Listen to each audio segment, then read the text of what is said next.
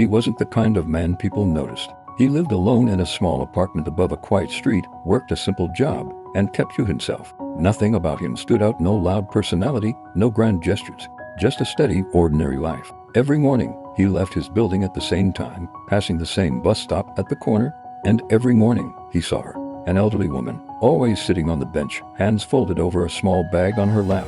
She never seemed to be waiting for a bus. She just sat there, watching the street like she had nowhere else to be. At first, he only noticed her in passing. Then, one morning, it was colder than usual. The wind cut through the street, sharp and restless. As he walked by, he saw her pull her coat tighter, her hands trembling slightly.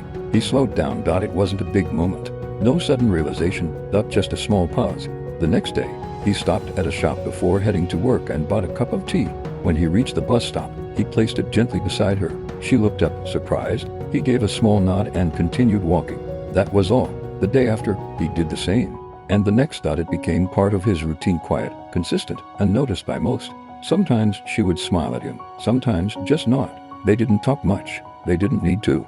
Weeks passed, then one morning, the bench was empty. He slowed down, glancing around, but she wasn't there. For a moment, he stood still, unsure of what to do with the cup in his hand. Then he placed it on the bench anyway. The steam rose gently into the cold air and touched. He waited a few seconds longer than usual, then left. The next day, she was there again, wrapped in the same coat, hands resting on her bag.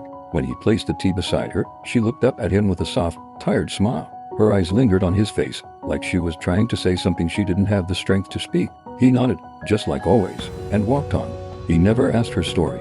She never asked his. But somehow, in that small, repeated act, something quiet and human existed between them. Something simple, something good.